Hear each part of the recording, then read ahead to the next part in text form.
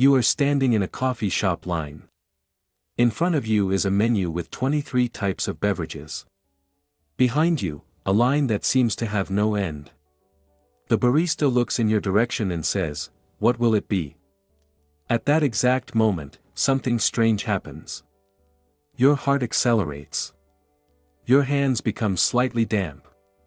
Your mind goes blank for half a second, as if someone had pressed a reset button. You are not in danger. No one is threatening you. It is just coffee. But your brain does not know that. To understand what is happening now, we need to go back in time. Way back. Imagine a human living 200,000 years ago, walking across an open savanna in East Africa. The sun is high.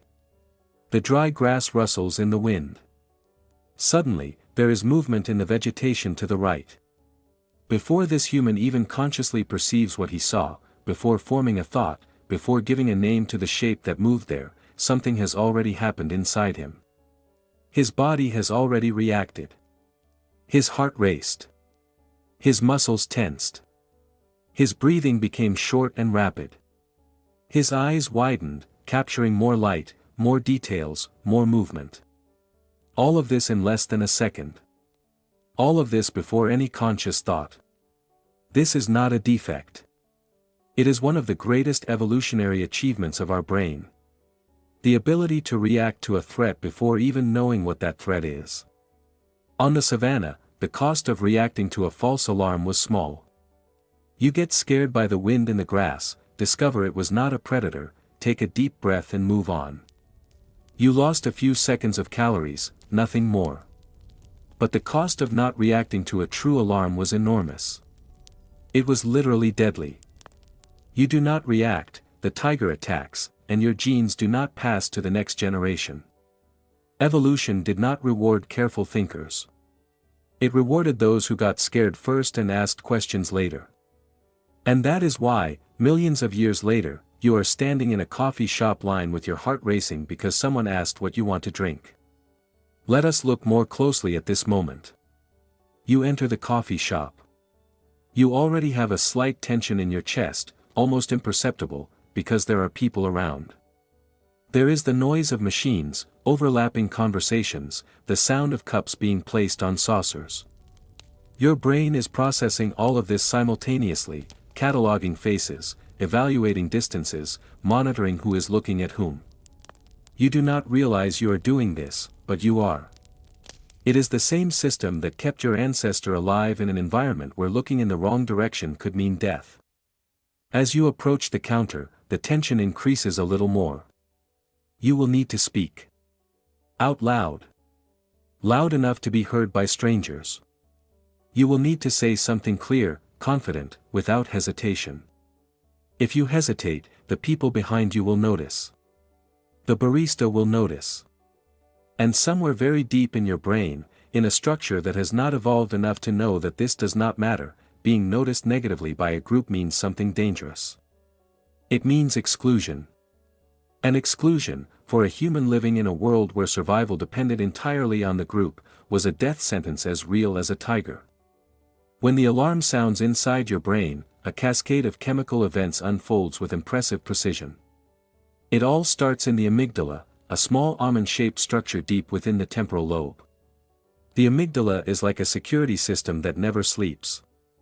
It constantly monitors information coming from the senses, filtering danger signals before the prefrontal cortex, the rational part of the brain, has a chance to evaluate the situation.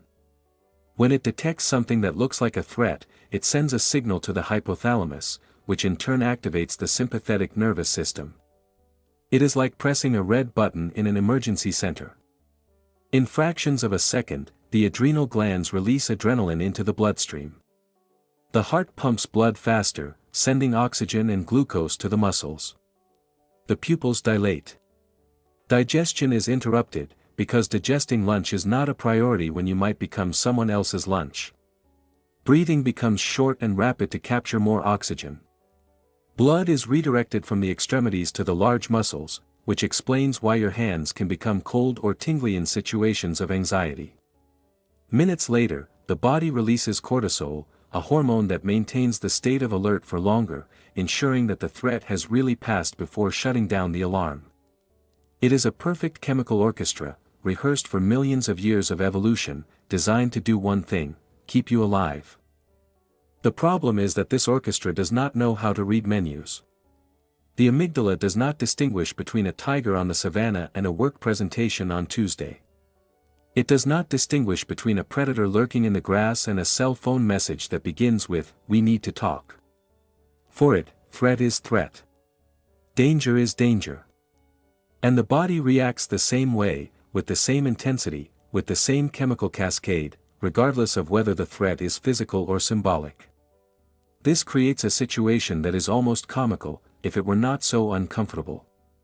You are sitting in an air-conditioned room, surrounded by people who probably do not want to harm you, holding a cell phone that cost more than many people earn in a month, and your body is preparing to fight or flee as if your life depended on it. All because someone sent an email with the word "urgent" in the subject. The contrast between our evolutionary past and our everyday present is almost absurd. For hundreds of thousands of years, humans lived in groups of perhaps 50 to 150 people. You knew everyone. You knew who was trustworthy, who was dangerous, who could help, who could betray. Social interactions were limited, predictable, and deeply contextual. If someone in the group did not like you, you would know. There would be no ambiguity. Today, you wake up and within 5 minutes you have been exposed to more faces, more opinions, more potential judgments than your ancestors saw in a lifetime. You scroll through a social media feed and see hundreds of people in minutes. Each photo, each comment, each like is a micro-social evaluation. Each notification is a small status signal that your ancestral brain processes as critical information about your position in the group. And the group is no longer 50 people. It is billions. Think about remote work, which should be more relaxing. You are in your home, in your room, in pajamas. There is no tiger. There is no predator.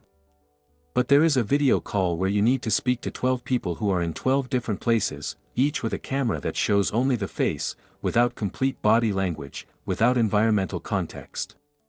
Your brain tries to read expressions in miniature on a screen, processes your own face reflected in the corner, monitors who is looking at whom, and all of this while you try to seem natural and confident. It is exhausting. And the reason it is exhausting is not psychological in the common sense of the word. It is neurological. It is your brain making a colossal effort to process social signals in a format that did not exist in nature, using tools designed for a world that no longer exists. Or think about the feeling of sending a message and not receiving a response. You send a text. 5 minutes pass. 10 minutes. An hour. Nothing. Your brain begins to construct narratives. Did I say something wrong? Is the person angry? Am I being ignored? Each minute of silence is processed as a signal of social distancing, and at some very old level, social distancing means danger. For your ancestral brain, being ignored by the group is not just uncomfortable. It is existentially threatening. And then you feel an anxiety that seems disproportionate to the situation, because objectively it is disproportionate. But for the system that generates it, the proportion is perfectly calibrated for a world you no longer inhabit. There is a deep irony in all of this. The same system that kept our ancestors alive is what keeps us awake at 3 a.m, replaying a conversation that happened 3 days ago, trying to figure out if the way we said "okay" sounded strange. The same system that made a human avoid a snake on the path makes you sweat before a meeting where you need to present a report. The amygdala has not evolved enough to know that a report is not a snake. And perhaps it never will, because evolution is slow, incredibly slow, while the world we have built is fast, frighteningly fast. But here is something that changes everything. Knowing this is already half the solution. When you understand that the anxiety you feel when ordering a coffee is not a sign that something is wrong with you, but rather the perfect functioning of a system designed for a different world, something shifts. The guilt decreases. The shame decreases. You stop treating anxiety as an enemy and begin to treat it as an ancient messenger, a messenger that is trying to do its job, just using an outdated map. And there is something more. There is tragic beauty in this disconnect between our brain and our world. When you feel anxiety in the face of something you know is not a real threat, you are, in a way, touching something very old within yourself. You are feeling what your ancestors felt. You are experiencing, in a diluted and domesticated version, the same system that kept them alive long enough for you to exist. Each accelerated heartbeat before a presentation is an echo of millions of heartbeats that happened before yours, in savannas and forests and caves, in moments when reacting quickly meant seeing tomorrow. The fear you feel today is the same fear that allowed someone, somewhere, thousands of generations ago, to survive. And that person survived, had children, and the line continued, and continued, and continued, until it reached you, sitting in a coffee shop, with your heart racing because of a latte. Does this change the way you see anxiety? Not immediately. But it changes the way you relate to it. You stop asking, "Why am I like this?" and start asking, "What is my brain trying to protect right now?" And that question, simple as it is, opens a door. Because when you identify what your brain is treating as a tiger, you can gently inform it that it is not a tiger. It is an email. It is a line. It is a video call. It is silence in the chat. It is an uncomfortable situation, yes, but it is not deadly. It is not definitive. It is not the end.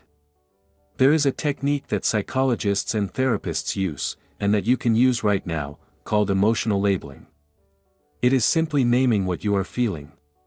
Telling yourself, silently or in a low voice, "I am feeling anxiety right now."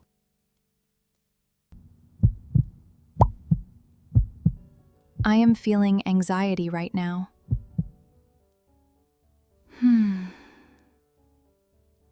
It seems almost childishly simple, but neuroimaging studies have shown that the act of naming an emotion reduces activity in the amygdala. It is as if the prefrontal cortex, the rational part of the brain, sent a message to the amygdala saying, "I received your signal, I understand what is happening, you can lower the alarm." It is not magic.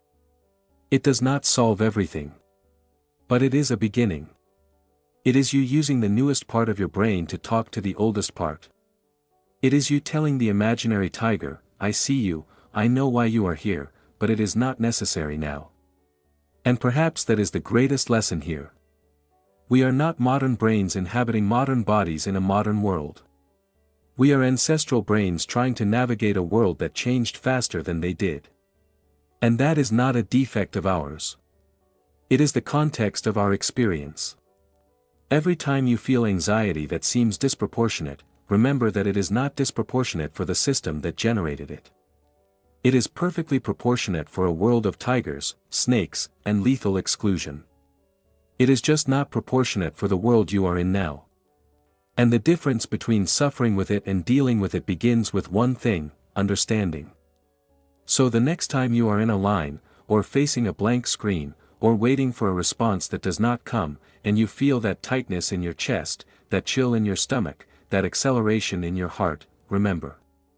Your brain is doing exactly what it evolved to do. It is protecting you.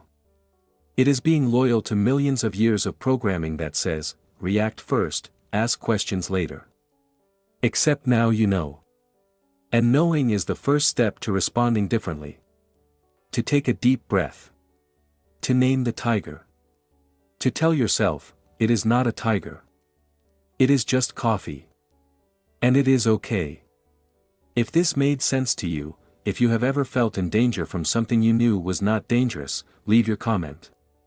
Share it with someone who might need to hear it. And if you want to keep thinking about how your brain shapes your life in ways you do not even realize, subscribe. There is much more to discover.